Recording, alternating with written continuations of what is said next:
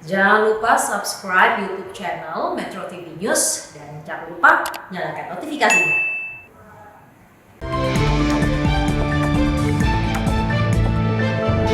Waspadai kejahatan pinjol.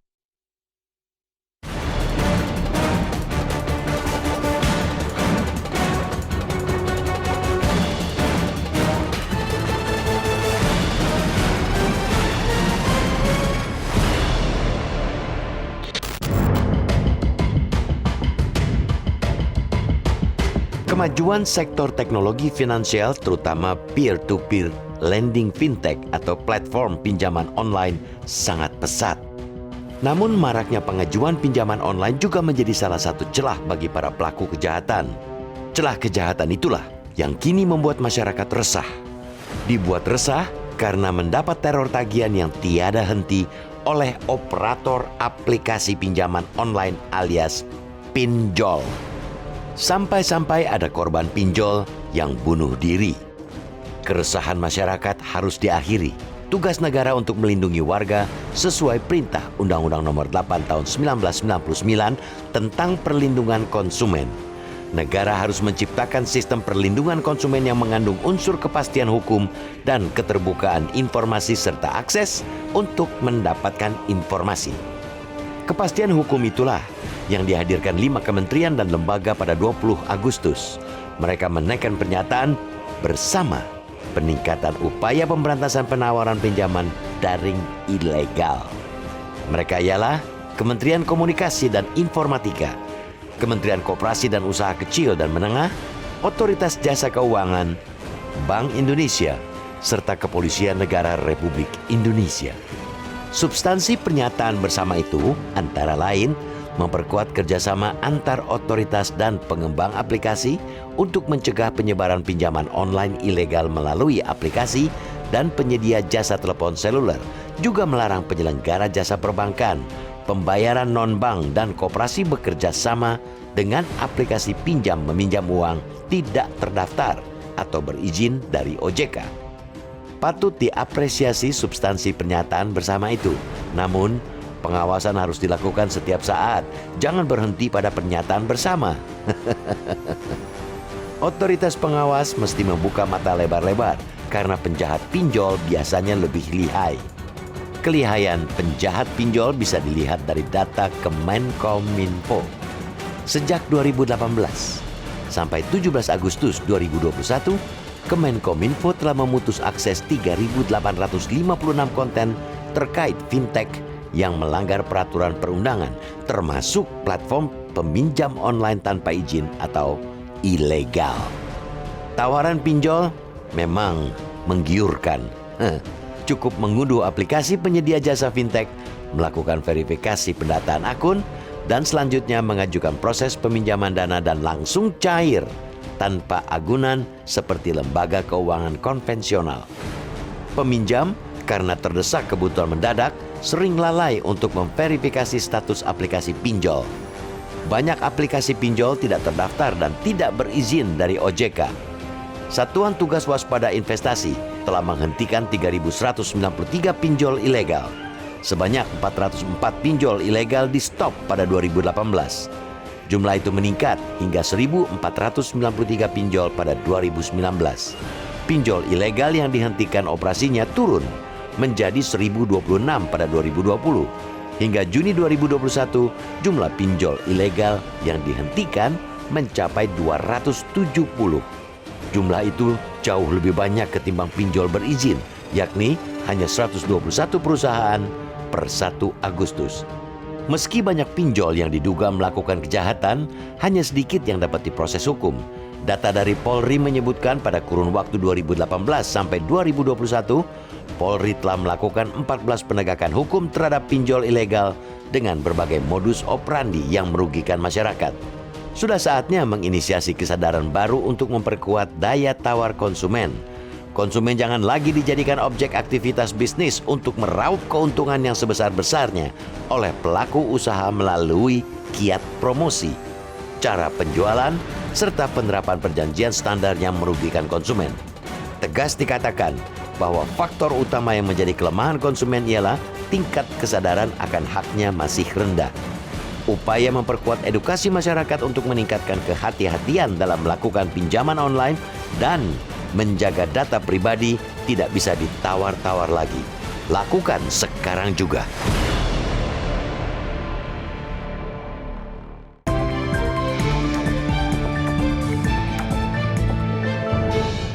Terima kasih pemirsa, Anda masih bersama kami. Mas Kohar, kita sudah tersambung lewat saluran telepon. Kita mau bertanya dengan Ketua Satgas Waspada Investasi Otoritas Jasa Keuangan, Tonggam L. Tobing. Pak Tonggam, selamat pagi. Selamat pagi, Pak. Ya, Pak Tonggam, kita mengapresiasi apa yang dilakukan Satgas Waspada Investasi, sudah menghentikan ribuan pinjaman online ilegal.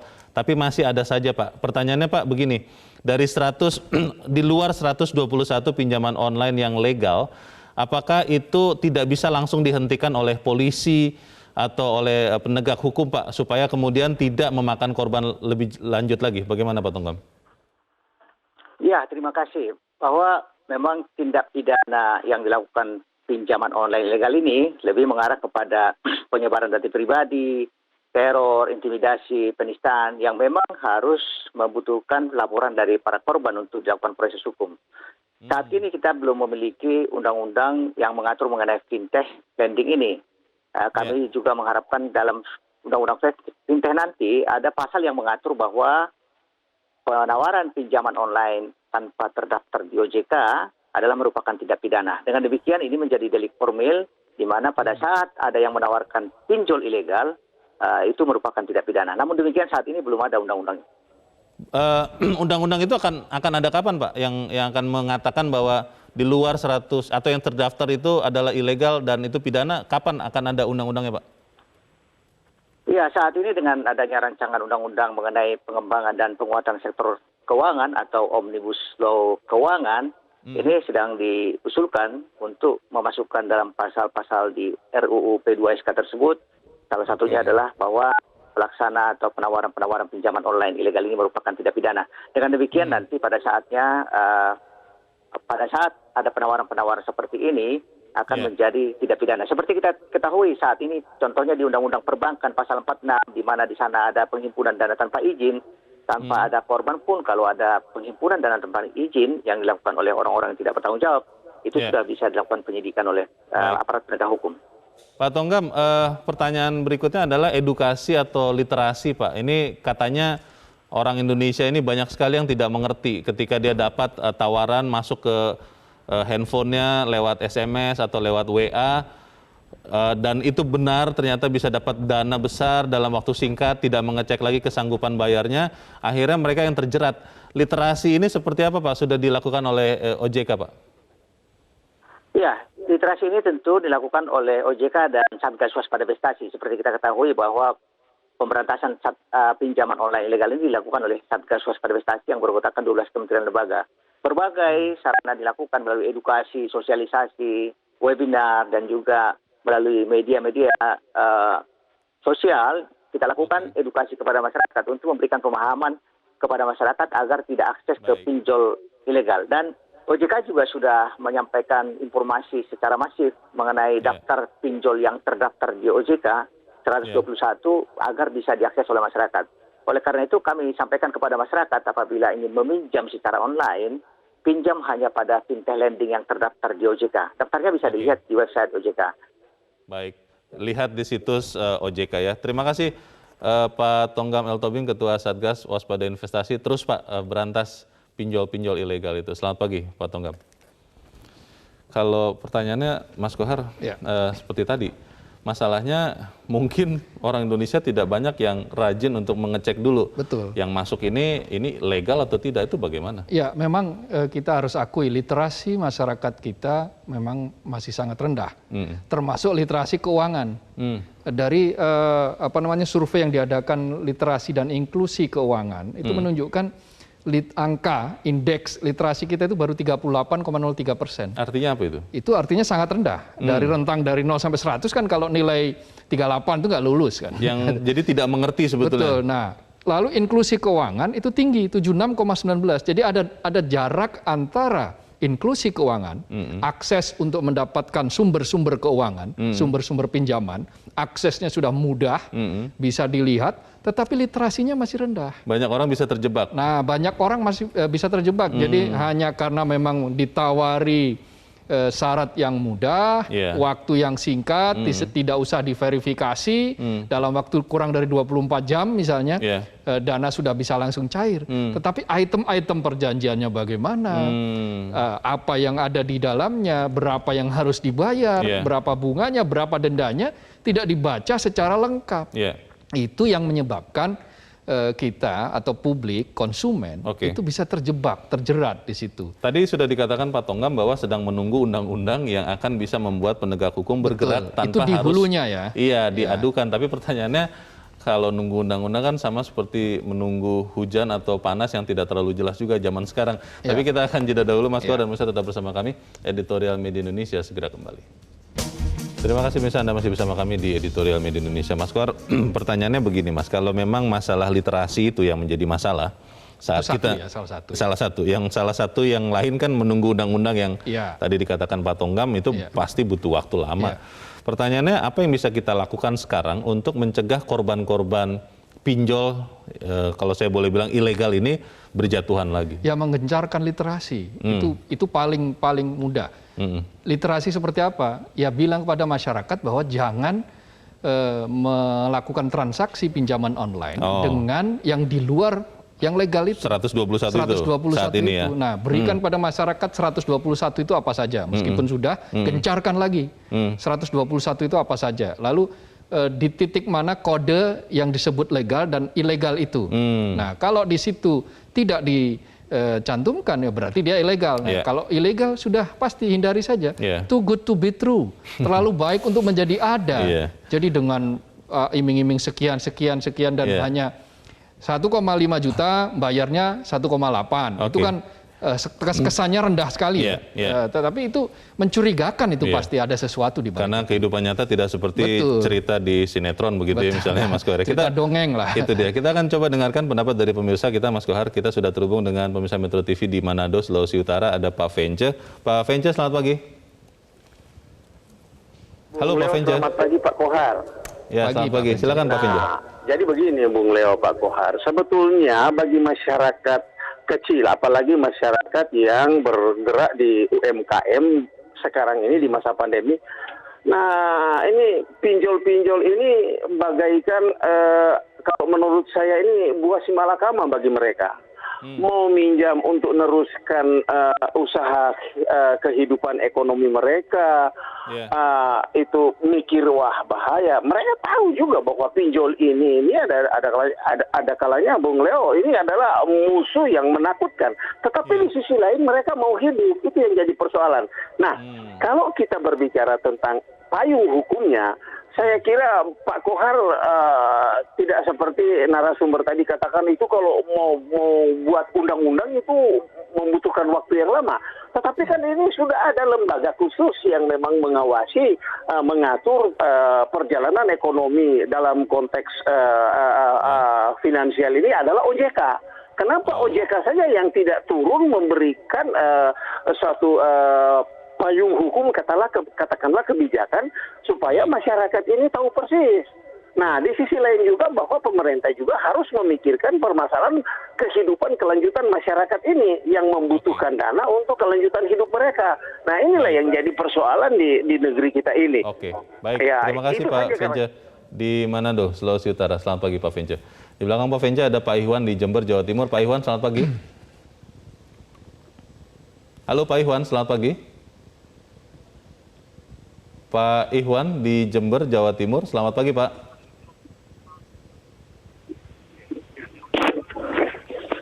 Halo. Kelihatannya masih belum terhubung. Nanti kita coba lagi. Kita akan beralih ke pemirsa berikut.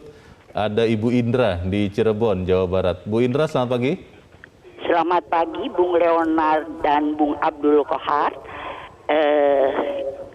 Assalamualaikum warahmatullahi wabarakatuh, Metro TV. Waalaikumsalam warahmatullahi wabarakatuh. Silakan Bu Indra, bagaimana pendapat Ibu? Sebenarnya mengenai pinjol ini dari kacamata saya yang ibu rumah tangga orang kecil, sederhana. Iya, karena apa? Korbannya orang-orang yang hidup di atas kemampuan finansialnya. Iya, kita ya itu lihat aja. Jangan lagi pinjaman online ini di desa-desa aja kalau lihat penawaran barang-barang kredit dari televisi, rice cooker, kemudian yang kita lihat aja yang marak itu motor itu coba kalau dilihat berapa kali harga penjualan aslinya kalau tanpa kredit, tapi kan orang-orang yang ingin hidup begitu tampil, nah mau saja. Nah jadi bagus, literasi itu bagus, tapi juga sadarkan masyarakat bahwa cobalah hidup apa adanya, sederhana. Tuhan mencukupi kita semua kok. Itu yang mungkin bisa saya sampaikan.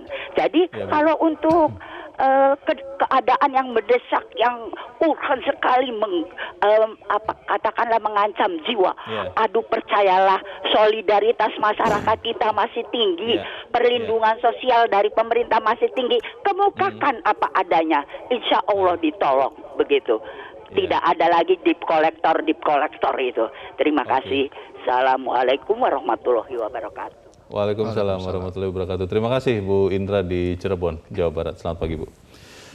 Menarik sekali yang disampaikan Bu Indra, Mas Kohar. Masalahnya kan begini. Kenapa tadi sebelumnya saya mengatakan kehidupan nyata itu beda dengan sinetron? Betul. Karena kadang-kadang saya berpikir karena mungkin masyarakat kita banyak nonton sinetron begitu kan, yang ceritanya sering tidak masuk akal, akhirnya berpikir bahwa too good to be true itu ternyata bisa terjadi gitu, walaupun kemudian setelah itu terjebak. Nah, pertanyaannya bagaimana kemudian meningkatkan literasi ini, Mas Kohar? Karena saya kurang yakin juga banyak kita yang tahu bahwa untuk tahu yang mana legal, ilegal kita bisa lihat situsnya OJK begitu. Bagaimana, Mas Kohar? Ya, jadi pertama begini, bahwa tidak semua yang pinjam ini adalah orang yang memang ingin Kebanyakan dari mereka justru karena terpentok situasi. Terpaksa. COVID-19 yang sudah berlangsung 1,5 tahun ini membuat masyarakat tidak berdaya. Bantuan-bantuan sosial yang muncul ternyata tidak cukup bagi mereka untuk bisa hidup dalam jangka yang sangat lama. Seperti tadi kata Pak Vence itu ya, betul, untuk UMKM gitu. Karena itu para UMKM, orang-orang ini yang kemudian pedagang kecil ini memanfaatkan coba pinjam itu. Begitu ada kemudahan ya sudah ditangkap saja. Nah, tetapi di balik itu sebetulnya masih ada syarat-syarat dan seterusnya. Nah, karena itu bacalah, literasinya itu termasuk di situ. Nah, kalau ketiadaan undang-undang itu bisa dipakai dengan undang-undang yang lain. Ada Undang-Undang Konsumen nomor 8 tahun 99 yang di dalamnya mengatur bahwa siapapun yang memperdagangkan atau menjual produk-produk barang dan atau jasa yang tidak sesuai dengan janji, tidak sesuai dengan apa yang ditampilkan di leaflet, di iklan dan seterusnya, itu bisa dikenakan delik pidana. Tapi kan harus ada laporan dari korban. Betul. Nah, supaya dia menjadi formil ya dia harus dilaporkan. Masalahnya masyarakat itu jangan takut untuk melapor kan gitu. Kejadiannya kan banyak sekali kita yang, saya pun kadang-kadang merasa mau melapor, Mas Kohar, tapi langsung berpikir, ketemu lagi polisi, agak-agak ngeri juga, lalu kemudian nanti urusannya panjang, repot. Kan begitu, Pak? Nah, dengan adanya penandatanganan kerjasama antara 5 kementerian atau lembaga itu, maka di situ akan mengefektifkan bahwa apapun laporan harus direspons dengan sangat cepat, bahkan ditampilkan di dalam aplikasi dan by phone. Di aplikasi pinjaman online itu? Di aplikasi Satgas, di situ akan diketahui. Ini saya mendapatkan perlakuan seperti ini. Dan langsung ditelusuri. Dan kepolisian, petugas itu bisa langsung menindak. Itulah yang digunakan untuk meminimalisasi ini. Bayangkan Leo, dalam 1 semester dari Januari sampai Juni 2021 ini, itu ada 447 laporan, 447 situs pinjol yang diblokir oleh Kementerian Kominfo. Pinjol ilegal itu ya? Pinjol ilegal. Ini baru 1 semester loh. Nah, dari 2018 sampai 2021 itu ada 3.800 lebih keluhan terkait dengan pinjaman online ini. Nah, itu menunjukkan bahwa ini sangat menjamur. Satu. Kedua, di tengah menjamurnya ini sementara masyarakat masih belum sepenuhnya Yeah. melek literasi keuangan. Yeah. Tadi seperti yang survei yang diadakan OJK, skornya kita indeksnya 38%, sementara Oke. inklusinya itu sudah 76%. Apakah tidak bisa begini Mas Kohar? Kan OJK ini kan punya Satgas Waspada Investasi. Betul. Yang saya paham juga mereka punya monitoring begitu ya. Apakah tidak bisa misalnya, oke lah tidak ditutup, tapi diberi tanda ketika misalnya ilegal ini memberikan apa WA atau SMS kepada calon korbannya begitu, ada muncul tanda untuk mengatakan ini belum punya izin dari OJK. Tidak bisa dibikin seperti itu, Mas? Nah, ada paling tidak selain literasi ya, tadi yang literasi masyarakat yang rendah, ada hal lain yang menyebabkan ini agak susah. Yang pertama, para pelaku-pelaku ini, pinjaman online ilegal ini, dia menggunakan server luar negeri. Sehingga deteksinya itu membutuhkan waktu. Servernya dari luar negeri? Mereka menggunakan server luar negeri. Oke. Kebanyakan dominasinya itu. Kemudian yang kedua, mereka dengan mudah menawarkan jasa-jasa ini melalui media sosial. Instagram, Facebook, kemudian melalui WA. Nah itu kan lebih mudah lagi ditangkap di sisi. Nah persoalannya kan tidak bisa seperti itu apabila tidak ada kerjasama misalnya begini, OJK dengan IG, dengan Facebook, yang level pusat. Nah, operator media sosial itu. Kan bisa hanya mereka yang bisa menindak Iya itu. sih. Selain Kominfo memblokir website, paling hanya itu. Nah itu beberapa hal yang tidak bisa dilakukan karena tadi itu ada kekosongan undang-undang. Kalau ada undang-undangnya gampang, asal mereka bertransaksi dengan pinjaman online yang di luar yang sudah terdaftar, berarti dia dianggap pidana, kan tinggal begitu saja. Masalahnya begini, edukasi atau literasi itu saya tidak tahu apakah saya yang kurang update begitu ya. Saya jarang itu melihatnya bagaimana yang rame itu kalau sudah ada kasus, kemudian jadi perhatian, tapi setelah itu nanti lupa lagi. Bagaimana meningkatkan literasi atau edukasi ini kita bahas di bagian berikut. Mas Kohar dan Musa tetap bersama kami, Editorial Media Indonesia segera kembali. Terima kasih pemirsa, masih bersama kami di Editorial Media Indonesia. Kita di bagian akhir dari diskusi kita pagi ini. Mas Kohar, apa ya yang bisa kita usulkan yang konkret Mas, yang segera bisa membuat korban-korban pinjol ini tidak berjatuhan lagi? Ya, yang pertama otoritas. Satgas sudah dibentuk, lalu kemudian MOU sudah dilakukan dengan 5 kementerian dan lembaga, tinggal bergerak pengawasan. Pengawasan yang betul-betul serius untuk menindak ini. Dan kemudian selanjutnya adalah konsistensi. Karena yang mahal dari Republik ini adalah konsistensi. Kan? Konsistensi itu seperti sesuatu yang sangat susah sekali untuk diterapkan. Di awal-awal itu sangat panas, sangat hangat, sangat dilakukan kalau misalnya dia salah ya langsung ditindak, dihukum dan seterusnya. Tetapi ketika di tengah itu mulai kendor, di belakang mulai makin kendor. Ya apa bedanya dengan protokol kesehatan lah. Protokol kesehatan kan juga seperti itu. Nah pengawasan terhadap pelaksanaan pinjaman online ini itu harus betul-betul dilakukan bersamaan dengan literasi yang sangat keras. Literasi yang sangat masif maksud saya. Sangat masif diberikan kepada masyarakat bahwa ketika mereka melakukan perikatan, perjanjian utang piutang dengan pinjaman online ini, maka dia harus baca semuanya. Nah, di situ dia harus memahami apa klausul di situ. Lalu yang kedua yang paling penting itu ialah jauhi pinjaman online yang sifatnya ilegal, yang tidak legal, yang tidak terdaftar. Yang terdaftar jumlahnya cuma 121. Sudah ikuti itu aja. Memang syaratnya agak lebih rumit bila dibandingkan dengan pinjaman online yang ilegal ini. Pertanyaannya Mas Kohar, dari selain tadi ya, kita kan karena membahas ini akhirnya tahu 121 yang legal itu kita bisa lihat di situsnya OJK. Ya, bisa lihat di situsnya OJK. Tapi selain itu, dan kemudian apakah informasi ini sampai ke masyarakat luas? Ya, caranya ya tentu saja para pemegang otoritas ini bekerja sama dengan media kan. Media yang kredibel, media yang punya otoritas untuk menyampaikan itu sehingga dia bisa dipercaya. Itu sudah dilakukan ya? Sudah beberapa dilakukan, tetapi belum masif. Itu yang harus dilakukan. Secara masif, daftarnya apa? Pampang saja di situ. Dan mungkin hotline pengaduan juga harus hotline pengaduannya berapa nomornya? Kan sekarang dengan perjanjian kelima kementerian dan lembaga ini sudah ada. Sudah ada hotline pengaduan, sudah ada website-nya, situsnya. Dan itu yang kemarin tanggal 20 Agustus dilakukan yang tapi saya belum tahu itu kelihatannya. Nah, itu harus kita update terus-menerus. Jangan website misalnya ada tapi tidak diupdate. Misalnya ada pola-pola seperti apa, modus-modus kerjanya bagaimana. Itu juga harus disampaikan. Sekarang banyak sekali platform yang bisa kita gunakan untuk menyosialisasikan itu.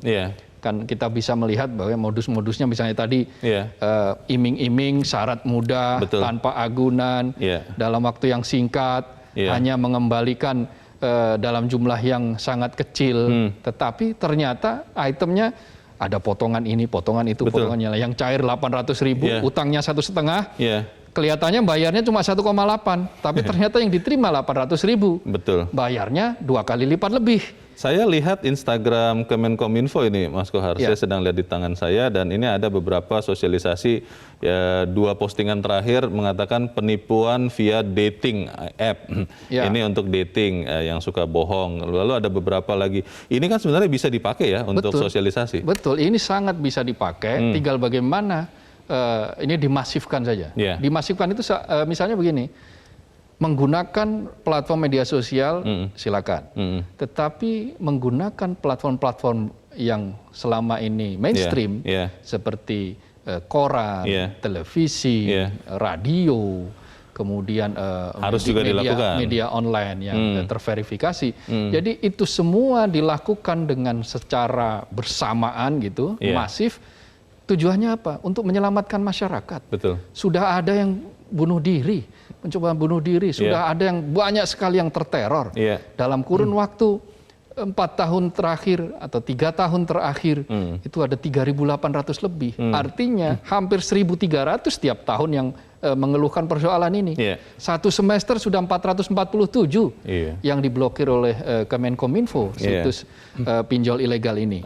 Kalau ini tidak segera disiasati, ya perlindungan negara di mana akan dipertanyakan. Undang-undang yang sedang akan dibahas itu atau akan dibuat itu bagaimana kita mendorong supaya segera itu, Mas? Ya, betul. Kita pernah punya track record membuat undang-undang yang sangat cepat, Omnibus Law. Sementara undang-undang ini kan juga turunannya Omnibus Law. Kenapa tidak bisa diselesaikan? Hanya tinggal bagaimana menganggap bahwa ini prioritas. Kalau sampai korbannya sudah ribuan, lalu kemudian korban sampai berjatuhan bahkan sampai teror mental dan seterusnya, ya tentu saja ini harus segera diatasi. Kita harapkan semuanya melakukan itu dan yang paling penting kita jangan sembarangan meminjam. Lagi pula kan ada yang mengatakan ya kalau tidak perlu hutang ya jangan berhutang begitu kan ya. Terima kasih Mas Abdul Kohar sudah hadir di tempat ini. Selamat pagi Mas. Selamat pagi, terima kasih Leo. Pemirsa, sudah saatnya menginisiasi kesadaran baru untuk memperkuat daya tawar konsumen. Faktor utama yang jadi kelemahan konsumen adalah tingkat kesadaran akan haknya yang masih rendah. Upaya untuk memperkuat edukasi masyarakat untuk meningkatkan kehati-hatian dalam melakukan pinjaman online dan menjaga data pribadi harus dilakukan sekarang juga. Saya Leona Samosir, terima kasih Anda sudah menyaksikan. Terus pakai masker Anda, cuci tangan, dan kalau tidak perlu tidak usah kemana-mana. Selamat pagi, sampai jumpa.